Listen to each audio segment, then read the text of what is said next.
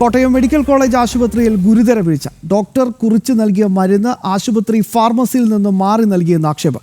വൈക്കം സ്വദേശിയായ യുവതിക്ക് പ്രസവത്തിന് ശേഷം അയേൺ ഗുളികയ്ക്ക് പകരം നൽകിയത് പ്രമേഹത്തിനുള്ള ഗുളിക. ജനം എക്സ്ക്ലൂസീവ്. പ്രസവശേഷം മെയ് 21-ന് ഷൈനിമോൾ കോട്ടയം മെഡിക്കൽ കോളേജ് ആശുപത്രിയിൽ നിന്നും ഡിസ്ചാർജായി. പ്രസവാനന്തരം കഴിക്കാൻ ഡോക്ടർ നിർദ്ദേശിച്ച മരുന്നുകളും ആശുപത്രി ഫാർമസിയിൽ നിന്നും വാങ്ങി. ദിവസം 2 നേരം കഴിക്കാൻ അയൺ ഗുളികയും ഡോക്ടർ കുറിച്ചിരുന്നു. എന്നാൽ ഫാർമസിയിൽ നിന്നും അയൺ ഗുളികയ്ക്ക് പകരം ലഭിച്ചത് പ്രമേഹത്തിനുള്ള ഗുളികയെന്നാണ് പരാതി. ടൈപ്പ് 2 പ്രമേഹത്തിനുള്ള ഗ്ലിമൈപ്രൈഡ് ഗുളിക ദിവസം 2 നേരം വീതം 24 ദിവസത്തോളം മാറിക്കഴിച്ചതോടെ ഷൈനിമോൾക്ക് ഗുരുതര ആരോഗ്യ പ്രശ്നങ്ങളും സംഭവിച്ചു. ഛർദി, തലകറക്കം, കണ്ണിന് മങ്ങൽ തുടങ്ങിയ പ്രശ്നങ്ങൾ രൂക്ഷമായതോടെ തുറവൂരിലെ ആശുപത്രിയിലെത്തുകയും ഇവിടുത്തെ ഡോക്ടറാണ് മരുന്ന് മാറിക്കഴിച്ചത് കണ്ടെത്തിയതെന്നും ഷൈനിയുടെ ഭർത്താവ് സനീഷ് പറയുന്നു.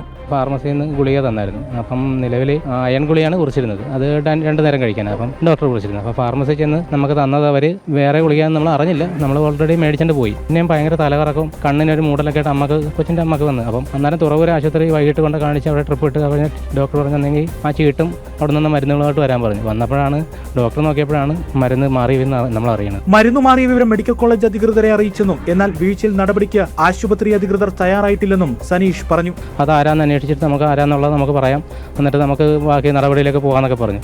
എന്നിട്ടും പിന്നെ ഇത് ഇത്രയും ദിവസമായിട്ടൊന്നും ഇല്ല. എന്നിട്ട് പിന്നെ നമ്മൾ നേരെ സൂപ്രണ്ടിനോട് പരാതി കൊടുത്തപ്പം അവിടുന്ന് ഒരു എൻക്വയറിക്ക് അവർ വിട്ടിട്ടുണ്ടെന്ന് പറഞ്ഞു. ഞാൻ തിരക്കിയപ്പം അത് എങ്ങനെയാണെന്നുള്ളത് അറിയാൻ മേലെ സ്റ്റാഫ് അങ്ങോട്ട് പോയി ഇങ്ങോട്ട് പോയെന്നൊക്കെയാണ് പറയുന്നത്. പരാതി ലഭിച്ചിട്ടുണ്ടെന്നും അന്വേഷണത്തിന് നിർദ്ദേശിച്ചെന്നും medical college superintendent T G Thomas Jacob Janam ടിവിയോട് പറഞ്ഞു.